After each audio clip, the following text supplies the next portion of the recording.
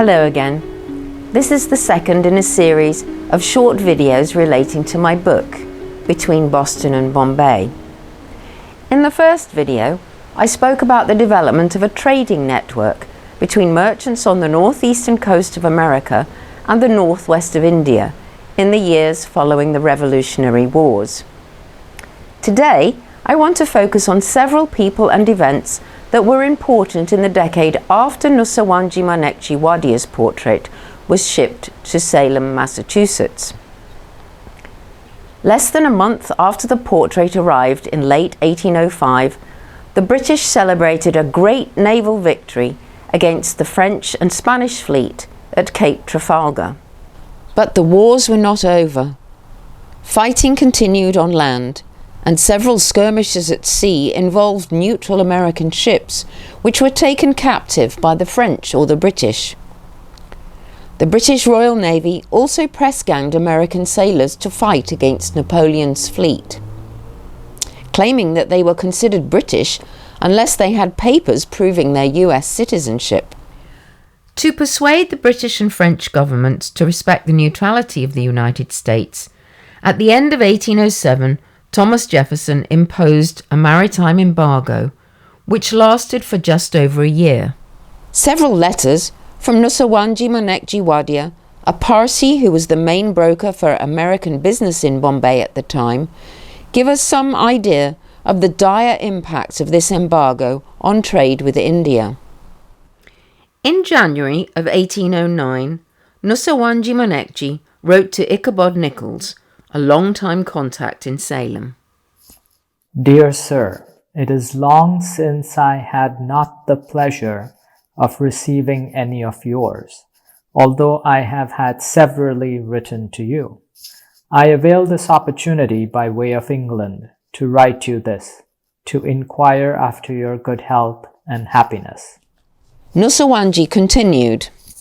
Now, the difficulty between the United States and British generally is soon to be adjusted, leads me to think that several of the vessels from your quarters would be dispatched on commerce to this port, and the intelligence of our markets could be useful to you. Consequently, I have taken the liberty of including herein a price current of Europe goods for your guidance. Another letter, sent by Nusawanji Manekji in late 1810, tells us that he received no visit from any of Ichabod Nichols' ships in the intervening months. The only American vessel to have come into Bombay that year was the Galloway of New York. The supercargo of the Galloway was a young man who had relocated to America from Scotland 6 years earlier. His name was John Johnston.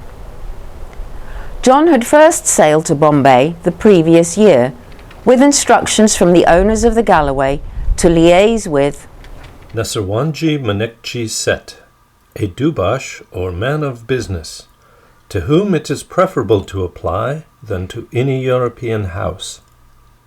Nusawanji is reputed a person in his line of the highest respectability. You will therefore immediately call upon him. He will assist you in your custom house business and advise as to the best mode of disposing of your cargo. Johnston did indeed call on Nusawanji, and the two formed a working relationship over several years that benefited them both. On one occasion, Nusawanji invited Johnston on a carriage ride to his mansion just outside the city. Johnston later described how much he enjoyed drinking tea. In the garden by the side of a delightful pond, the oranges hanging overhead and ready to drop into the cups. Johnston was one of the earliest known American recipients of Parsi hospitality. On one occasion, when he visited a Parsi merchant's home for tea, he was inadvertently taken into a room where the women of the household were sitting. The women, startled, quickly left the room. This was the only time that Johnston met any Parsi women, since they usually stayed in the private part of the house. It would be interesting to know how the women reacted to this unexpected meeting with a young American mariner. According to John Johnston's journals, he and his broker Nusawanji Monekji had long discussions about the Parsi Zoroastrian religion. Johnston comments, "The Persians of the sect of Zoroaster are very numerous in Bombay, and every morning and evening are to be seen without the walls in hundreds prostrating themselves in religious adoration before the sun. Their ideas of God, of the creation, the deluge, heaven and hell, are nearly the same with our own, as are likewise their views of the moral duties." On Johnston's second visit to Bombay in late 1810, as he was passing Nusawanji Monekji's office on the Parsi New Year's Day, he saw the clerks handing out clothing to the poor. They told Johnston that the other Parsi merchants did the same. Johnston, who regularly attended and tithed to the Scottish Presbyterian Church in Cedar Street, New York, would have appreciated such communal support for those in need. Back home, John Johnston displayed a portrait of Nusawanji Monekji, similar to that in the Salem collection, that had been gifted to him by his broker. The two merchants, the one American, the other East Indian, apparently became warm friends and corresponded with each other for a number of years. Johnston's daughter recalled that Nusawanji Monekji shipped fruit, including mangoes, to her father, as well as flowers, and once a very large billy goat. Johnston lived in this house that he had built at number 7 Washington Square, New York City. He hung the portrait of Nusawanji Monekji in the dining room, but there is no record of where the goat may have been kept. Not long before the Galloways' visit to Bombay in 1810, Nusawanji Monekji's cousin, Jamsetji Bomanji Wadia, the master shipbuilder of the Bombay dockyard, oversaw the construction of the first British man-of-war to be built in India.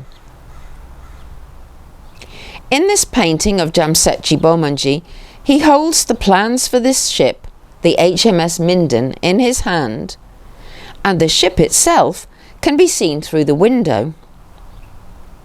At first, the Minden was used to fight the French, but later it played a part in the Anglo-American Wars, which lasted from 1812 to 1815.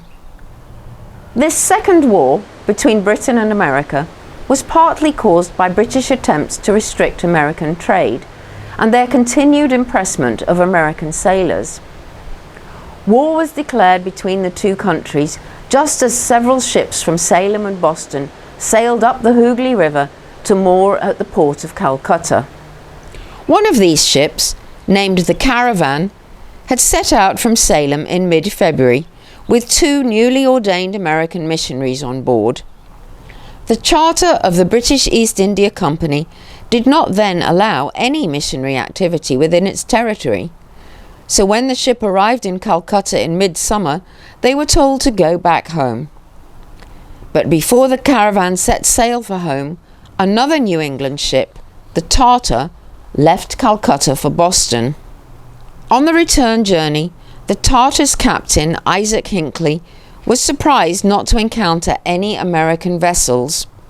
As the weeks wore on, Hinckley's log tells us that he became increasingly anxious to hear news from home.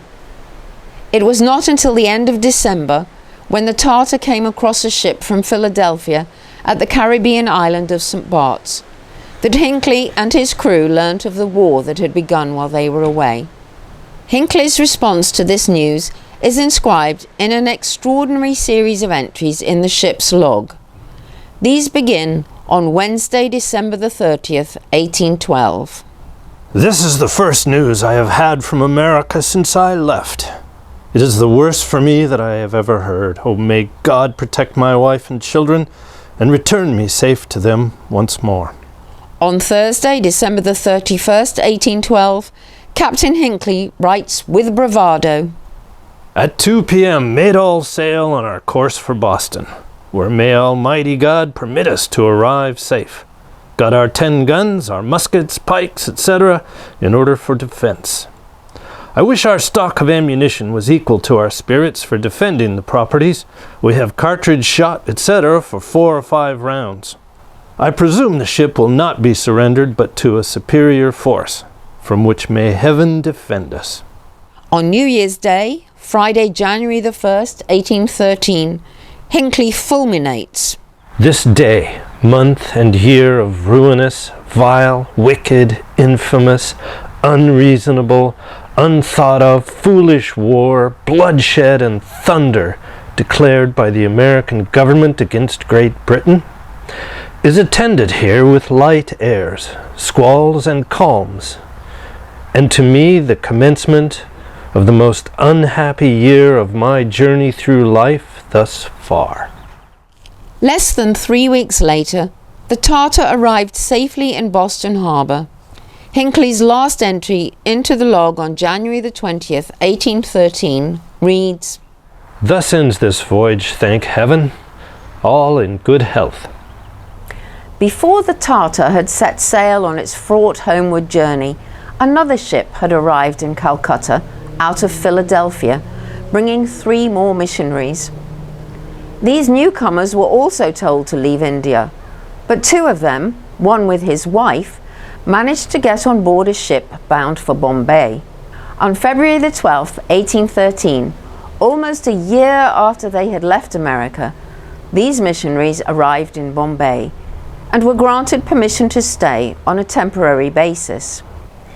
At the end of 1813, after the British Parliament had changed the East India Company Charter to allow missionaries in India, the 2 young Americans, Gordon Hall and Samuel Knott, founded the first Protestant mission in the city.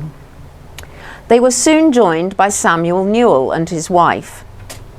A member of the organization that sponsored these early endeavors wrote, Bombay thus became the Plymouth of the American mission in India, less prominent and influential than other stations, but noted as the door of entrance.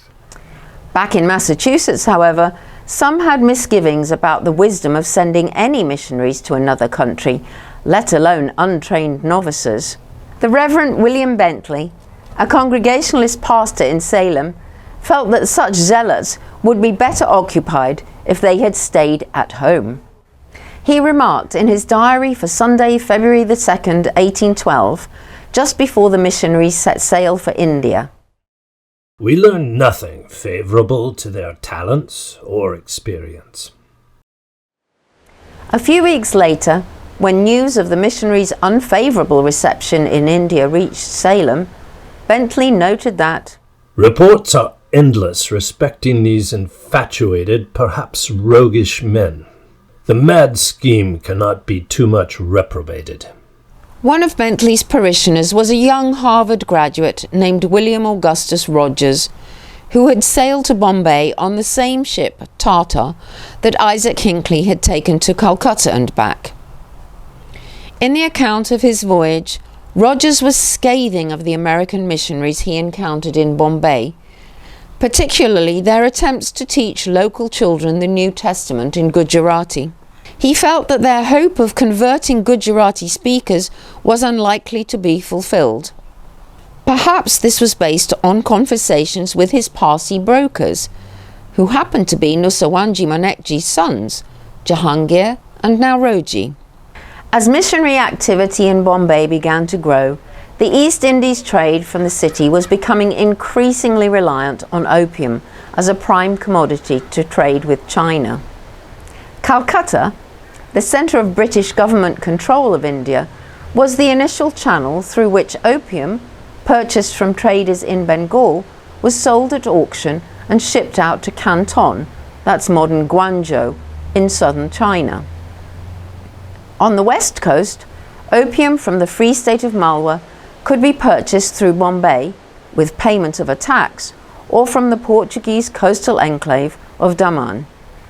Many Indian and European brokers were involved in the opium trade, also acting as shippers on behalf of the Bombay Presidency, as well as individual British and American merchants.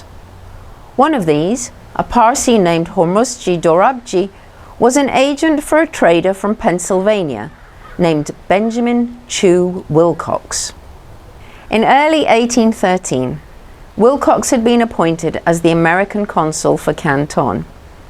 He was one of the earliest American traders to market Turkish opium, beginning in 1804. In 1815, Wilcox had taken a cargo of Bengal opium from a British ship at Guangzhou onto his schooner. He managed to prevent the Chinese from searching the schooner by closing the hatches with his consular seal and only showing the upper packages of tea, sugar, and rice. American firms out of Boston became active in the business of shipping Indian opium from both Bombay and Calcutta to China. Despite Chinese imperial prohibition on the import of opium, trade and distribution of the drug was often conducted with the connivance of local authorities. American and British vessels carrying opium would stop briefly off the coast of southern China to transfer the chests of opium to waiting storage ships and then sail upriver to the official anchorage at Canton. There, they would receive cash payment from their Chinese buyers, who would send out fast boats crewed by up to 70 rowers to the ship on which the opium was held. In this way, the opium trade financed the purchase of tea, porcelain and silk from China, which made their way to the shores of America and into daily use in the homes of some of its inhabitants. Ships from India also brought less tangible but significant elements into American popular culture. On the evening of September the 13th, 1814, the HMS Minden was moored in Chesapeake Bay as a flag of truce ship. Those on board, including a young American lawyer, witnessed the bombardment over Fort McHenry as it raged through the night. When the smoke cleared the next morning, the fort was still standing, and an American flag displaying the 15 stars and stripes fluttered above the parapet. The lawyer, Francis Scott Key, composed a poem titled The Defense of Fort McHenry, which, in 1831, became the national anthem of the United States of America.